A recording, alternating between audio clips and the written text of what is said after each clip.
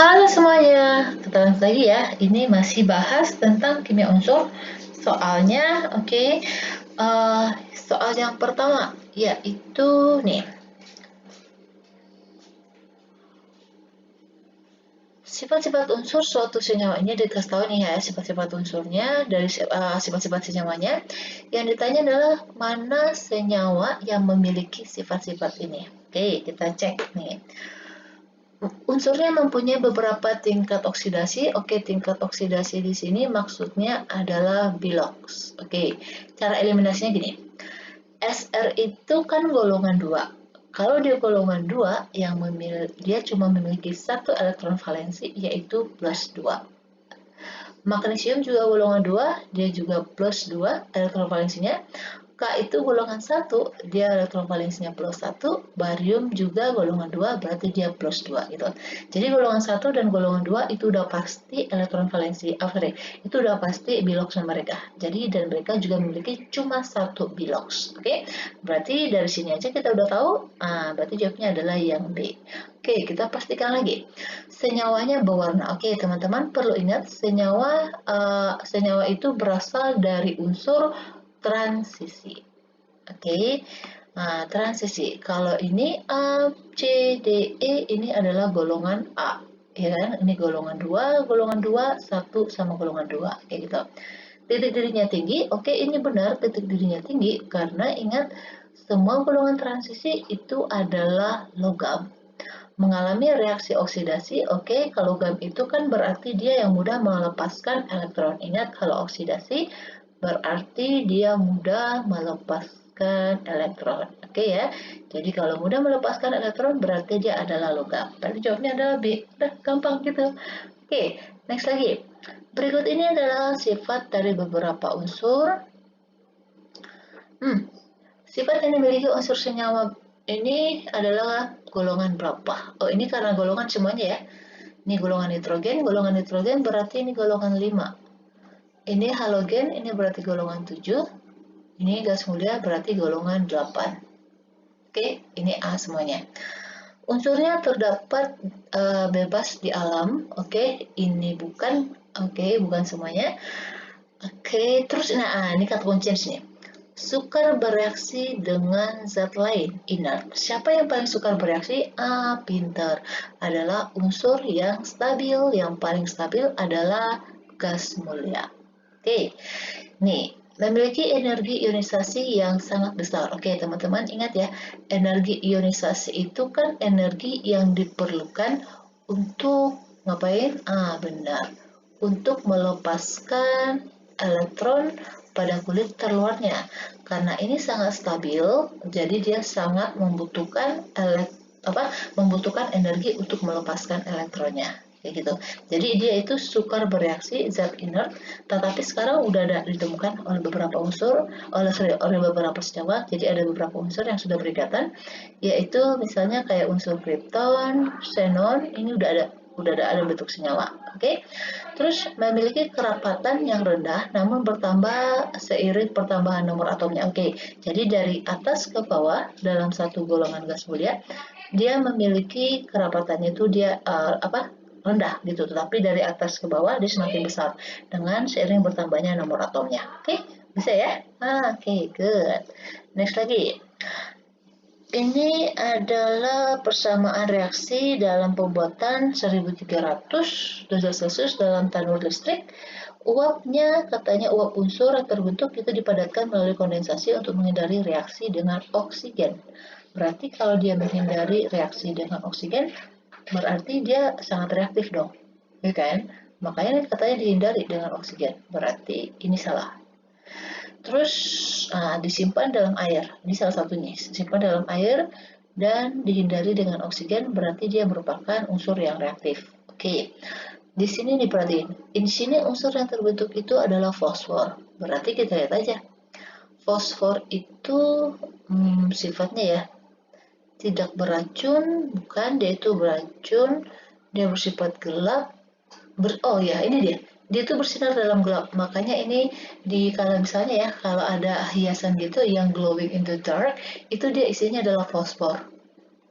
Oke, Oke, teman-teman ya. Jadi ini menyebelin padat, bukan. Oke, berarti ini jawabnya paling tepat itu adalah yang B. Oke, next lagi. Berikut ini adalah sifat unsur gas mulia. Oke, gas mulia itu adalah golongan 8A. Berwujud gas, oke benar, ini semuanya gas, dan dia bersifat stabil juga benar. Kalau oksidator kuat itu kan berarti dia mengalami reduksi ya.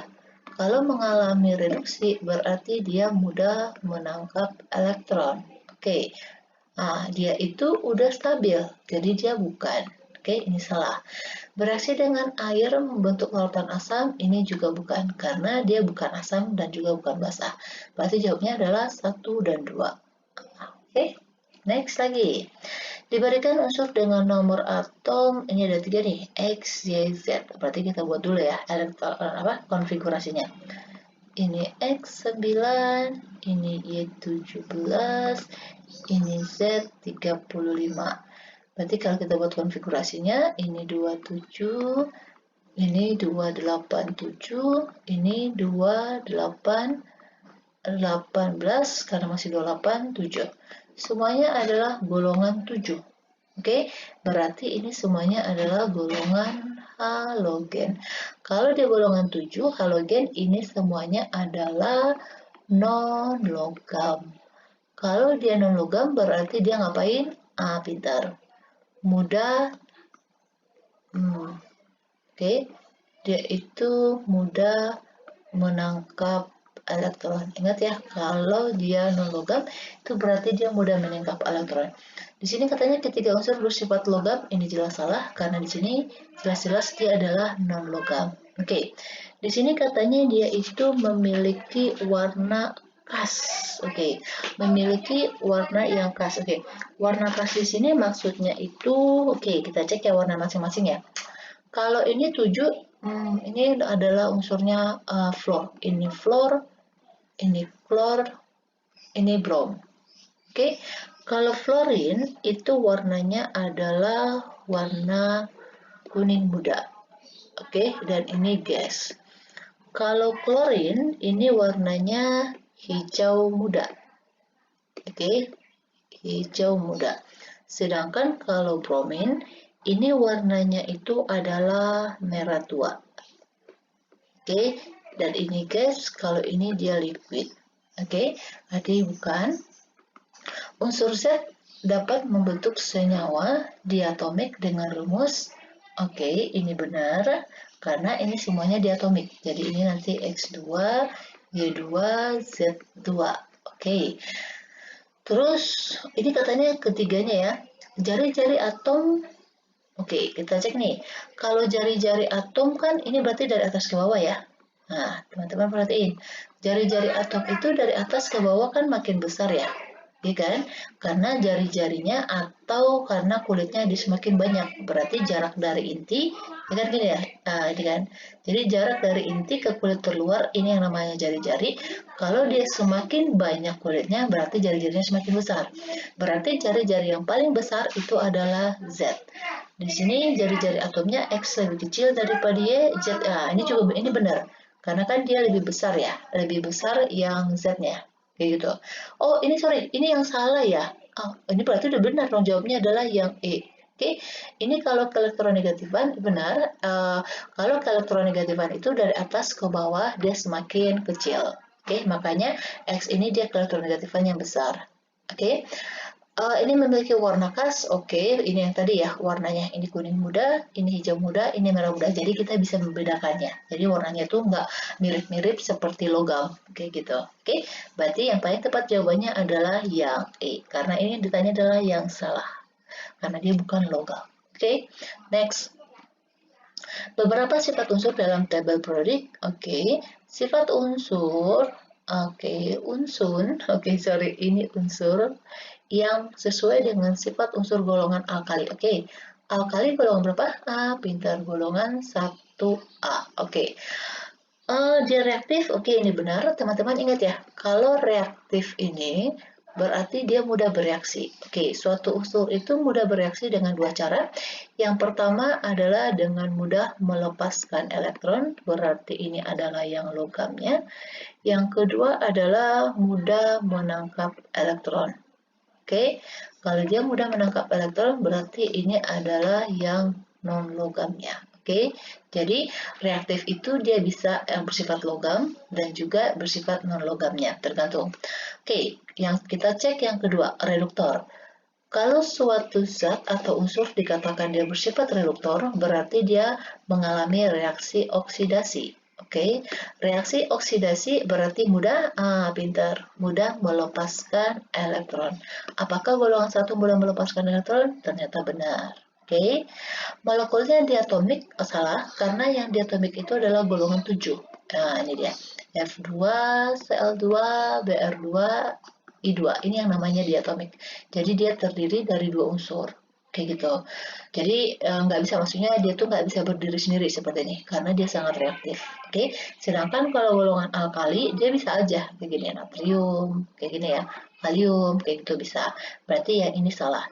Membentuk asam ini jelas salah karena kalau ini direaksikan dengan air, ini akan terbentuk adalah basa, bukan asam. Berarti jawabnya jelas ya, berarti dia adalah A. Kayak gitu. Jadi teman-teman eliminasi aja. Cek lagi. Berikut senyawa yang mengandung unsur golongan 1 dan 2A. Oke. Senyawa yang digunakan untuk obat MAH dan pengembang kue. Ini mah udah jelas nih, cek aja. Yang obat mah berarti yang ini, ya kan? Terus berarti 4A, nanti antara 4 sama antara D sama E. Yang untuk pembuatan kue, ini dia. Ini yang namanya soda kue. Oke, soda kue atau natrium hidrogen karbonat. Ini jawabnya adalah yang D. Kalau yang ini digunakan untuk bahan peledak. Kalau ini, kita tahu ini untuk garam dapur, ya kan?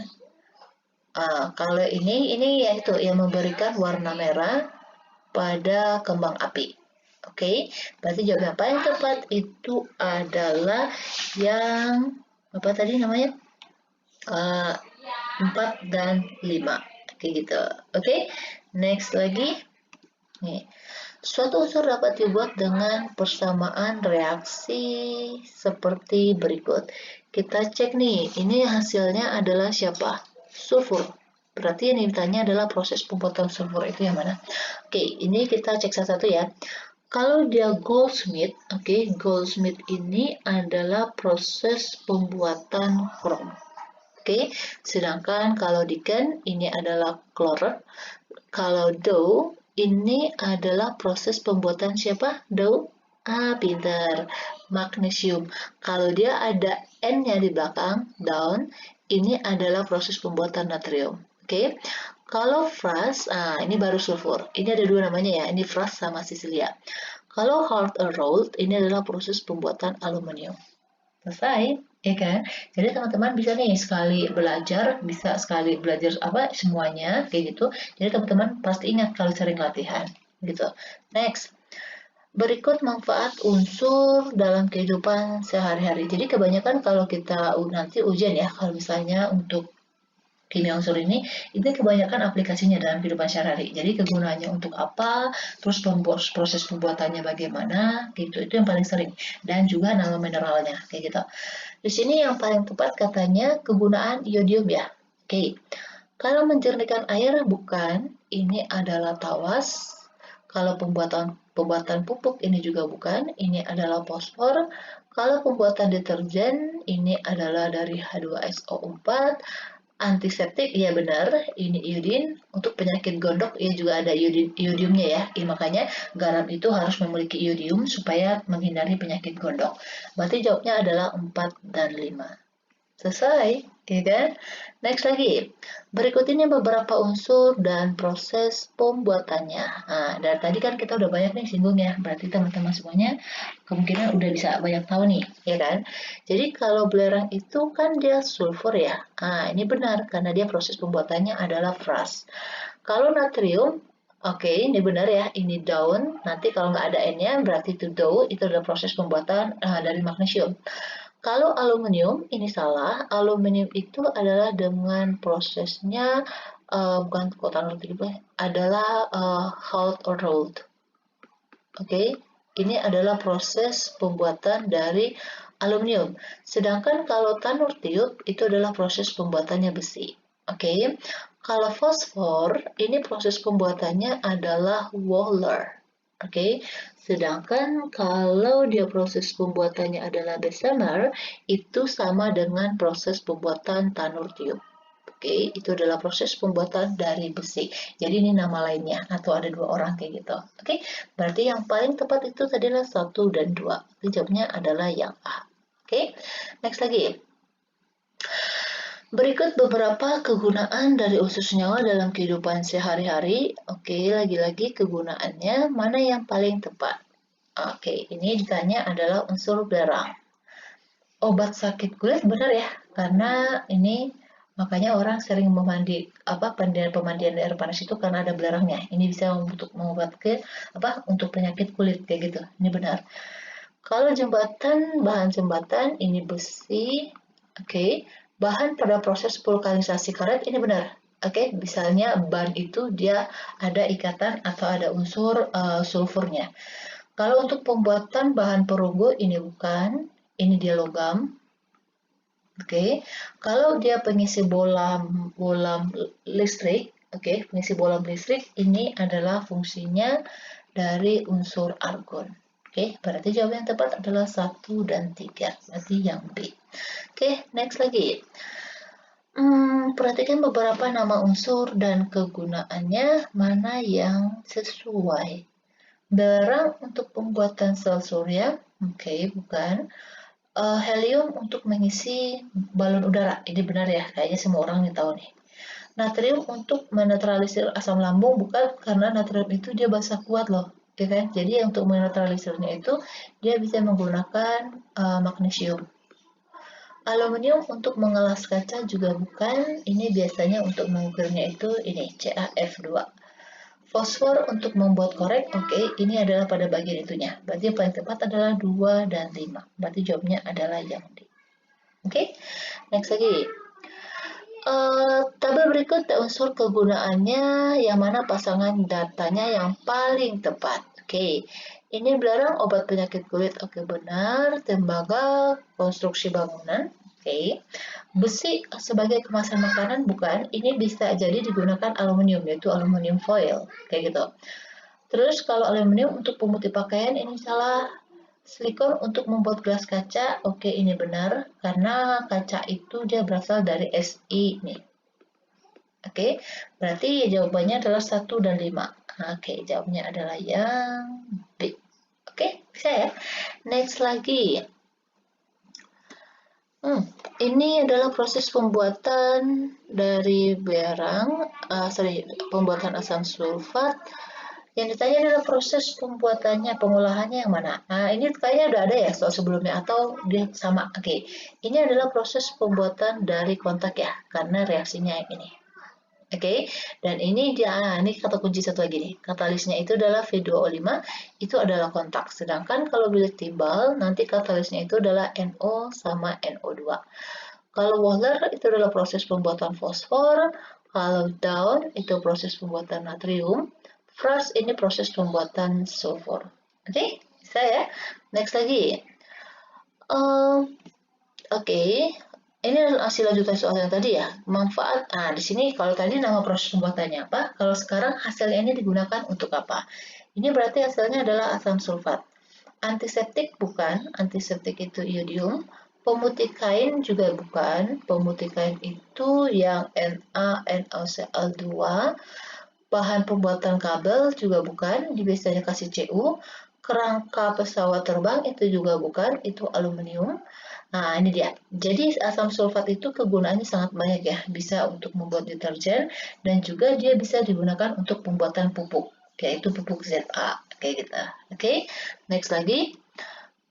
Bahan kimia ini soal yang terakhir ya untuk part yang ini. Nanti kita lanjut lagi part berikutnya. Beberapa bahan kimia yang digunakan dalam kehidupan sehari-hari. Oke, kita cek yang ditanya adalah bahan kimia yang berfungsi sebagai obat-obatan. Oke, Kaporit bukan ya, bukan untuk obat nih kaporit, bukan. Ini adalah untuk pemutih. Oke, kalau freon ini adalah untuk pendingin, ya kan? Pendingin pada kulkas atau AC. Garam Inggris ini juga bukan. Bentar, bisa juga, bisa juga. Ini sebagai obat pencahar. Antasida ini jelas, oke, ini untuk obat emah, berarti ini benar. Oke, karbol bersalah ya. Karbol ini adalah untuk pembersih toilet. Ini pembersih toilet. Jadi dia bukan obat. Oke. Natrium benzoat ini untuk pengawet.